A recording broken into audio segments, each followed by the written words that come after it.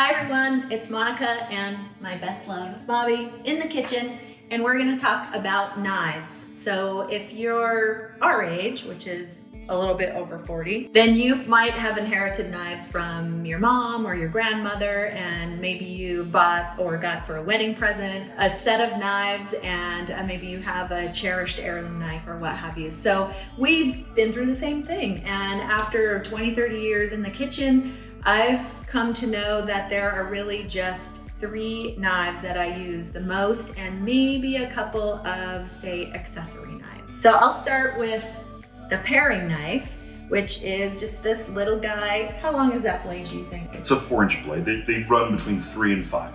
Yeah, super balanced. And I use this for all sorts of small vegetables or fruits. So let's say I want to, take the rind off of an orange or something like that. I'm typically gonna use this. I want to core an apple. So anything, especially that you're gonna use your thumb as a balance, you can hold this in one hand with a little hand like mine and pull it towards yourself safely, or use your thumb as a counterbalance. So paring knife, a definite kitchen essential.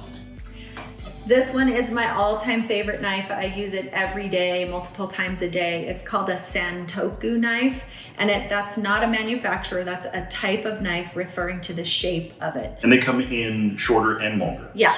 So pick one that feels right in your hand. Right, balanced. And the reason why this is so handy and makes chopping so much faster and quite honestly safer is that you can normally keep the tip on the cutting surface and simply move the knife up and down, rocking the blade, and it's super, super stable. So you can go pretty quick without getting your fingers in the way, or you can go super slow and it's really well balanced. I have small hands, so I have the shorter Santoku blade. It's interesting with this one. It is, knives do 2 different things. They do slicing cuts and chopping cuts. And this one is really good at doing chopping cuts like Monica was talking about, but it's also really good at slicing. So you can keep your hands and your fingers out of the way whenever you're using that. And then the last one we have is what my dad used to call a butcher knife. Is that what you would call this one? It's a chef's knife, butcher knife.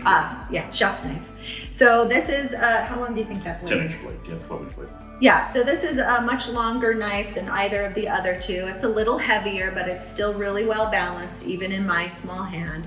And so what I use this for is when I'm slicing, say, something large like a cabbage or a butternut squash, because I want something that's about as long as the vegetable or a little longer, so I can get the tip started in a half a green cabbage, and that's talking about something that's about this big. Get it started, hold it stable, and then inch it through and create a flat surface that was a rounded vegetable, and cutting anything round is a little bit tricky until you get it into a flat surface, tip it over, and then you can continue chopping. So you can slice and chop with this one too. That's how I use it. How do you use this one? As the things that I'm chopping get bigger, the knife gets bigger for me.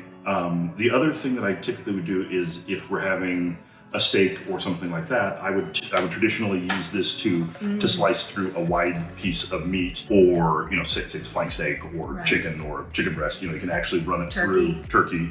You can actually run it through a larger piece. Again, larger knife, larger cut, and you end up with a full long slicing cut across your. Makes really pretty cross grain cuts of steak if you're going to do flank steak or something like that. And then the other what I would call auxiliary knives are a bread knife. So this is pretty long. How's that? 11 inches. Okay.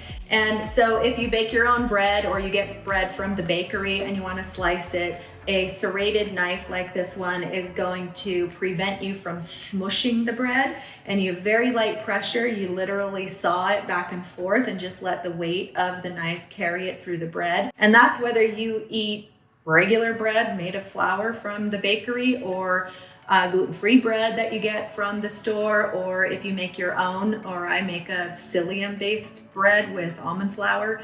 Anything that's doughy, it benefits from sawing back and forth and not smushing it down. The other thing that this is handy for is tomatoes. So if you've ever tried to slice a tomato and you have it gone splat all over the place, a serrated knife is really helpful for that. The other thing that I end up using a bread knife for is soft melons, like cantaloupe or The way I typically cut up a watermelon is I'll cut it in half, so you have two halves, and then I'll actually take all of the skin off of the outside. And this is a great knife for removing the rind off the watermelon, and then cut it up into pieces after that. And then the last one that we use in the house, not super frequently, but when used for its particular purpose, it's a fantastic knife. And this is a boning knife. So if you eat meat and you have cause to bone the meat, either raw or after it's cooked, this is a good one. This is my awesome meat boning talent in the house because it's he's just really good at it, and I think he half enjoys it. Yeah? Yeah.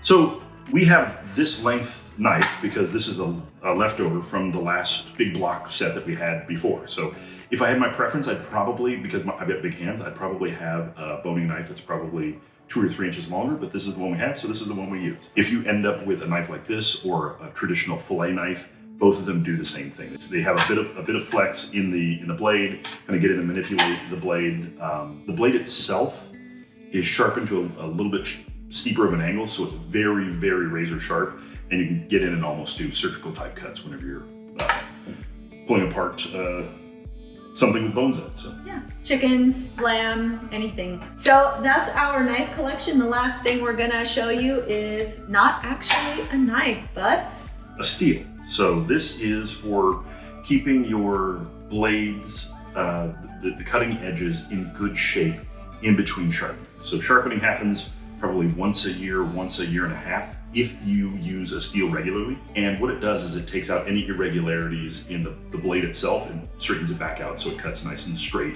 and is sharp so you don't hurt yourself, and it makes the job a whole lot easier. Yes. And we do have a separate video on keeping blades honed with a steel or with other items you have in the house already, like a ceramic cup. So thanks for joining us on what you need in the kitchen to make chopping vegetables and cutting meats and cutting breads and tomatoes and all those other good things for you a little easier and to save a whole lot of time. Thanks, Bobby. Thank you.